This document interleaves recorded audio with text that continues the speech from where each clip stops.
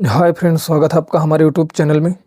Friend, DOB limit class में जिनका पहले से जन्म प्रमाण पत्र लगा होता है, बर्थ सर्टिफिकेट जिनका पहले से लगा होता है, उनको बहुत बड़ी समस्या का सामना करना पड़ता है। और समस्या का सामना करना पड़ता है उसके साथ में जो उनकी प्रॉब्लम होती है इतनी बड़ी होती है कि उनको बर्थ सर्टिफिकेट कैंसिल करवाने के लिए कहा जाता है, जो कि यूआईडीएआई का रूल्स है कि आपको बर्थ सर्टिफिकेट कैंसिल करवाना ही पड़ेगा, तभी आप आगे की प्रक्रिया कर सकते हैं।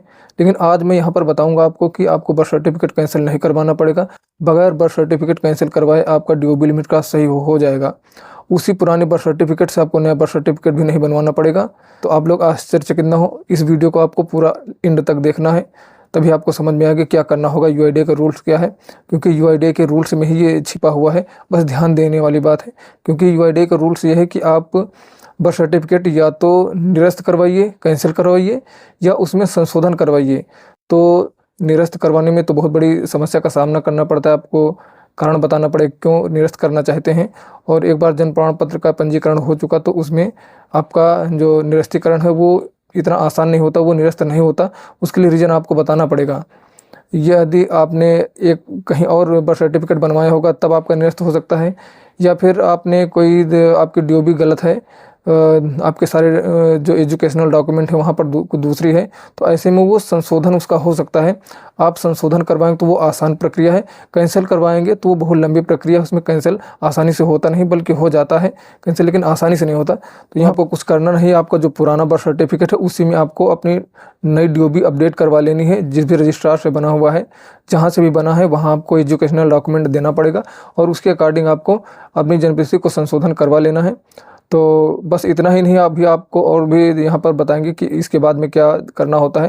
क्योंकि आप अगर सिर्फ बर्थ सर्टिफिकेट संशोधन करवा लिए, उसके बाद में आप उसी बर्थ सर्टिफिकेट से आप डीओबी अपडेट करवाने चले जाएंगे, सेल्फ डिक्लेरेशन के साथ ये बर्थ सर्टिफिकेट लगा के अपडेट करवाएंगे और मेल करेंगे, कंप्लेन करेंगे, तो रीजनल ऑफिस चेक करेगा। क्योंकि वहाँ पर जो जन्म प्रमाण पत्र है, पंजीकरण तो सेम ही रहता है, रजिस्ट्रेशन नंबर, लेकिन उस पंजीकरण नंबर के 2 बर्थ सर्टिफिकेट हो जाएंगी, जो कि दोनों में अलग अलग आपकी डीओबी रहेगी। पहले जो आपका यूआईडीएआई के पास जो डाटा है, उस बर्थ सर्टिफिकेट में उसी पंजीकरण संख्या से कोई दूसरी डीओबी रही है, और जो अभी आप अपडेट करवा रहे हैं पंजीकरण संख्या वही आपकी पुरानी वाली है, लेकिन डीओबी दूसरी इसमें पड़ी है। तो यूआईडीएआई का ये रूल्स है कि एक ही पंजीकरण के 2 अलग अलग डीओबी कैसे हो गए, तो वो आपसे एक स्पष्टीकरण मांग लेगा। रीजनल ऑफिस अपने ऑफिस में जब चेक करेगा, आपके डेटा से चेक करेगा, तो वहाँ पर आपका बर्थ सर्टिफिकेट शो करेगा जो कि एक ही पंजीकरण के 2 अलग अलग डीओबी होंगी। तो वहाँ पर ये रिजेक्ट कर देगा कि आपका जो ओरिजिनल बर्थ सर्टिफिकेट है वो कौन सा है, ये आप प्रमाणित करवा के दीजिए। एक वेरिफिकेशन लेटर मांगेगा, जो कि जन्म प्रमाण पत्र जहाँ से बनता है, जहाँ से आप अपडेट करवाते हैं, वहीं से बनवाना पड़ेगा। क्योंकि जितने समय आप अपनी डीओबी अपडेट करवाएंगे अपने जन्म प्रमाण पत्र में, तो वहीं के लेटर पैड पर आपको एक वेरिफिकेशन लिखवाना पड़ेगा कि इस जन्म प्रमाण पत्र का जो पंजीकरण संख्या ये है, इसका जो डीओबी है अपडेट हो चुकी है, इस आधार पर डीओबी अपडेट की गई, इस तारीख को डीओबी अपडेट हुई है। तो ऐसा एक पूरा फिलअप करके एक फार्म होता है, कहीं कहीं पर वो पूरा ऑनलाइन होता है, कहीं पर एक जस्टिफिकेशन टाइप में वहाँ की जो अथॉरिटी होती है वो देती है।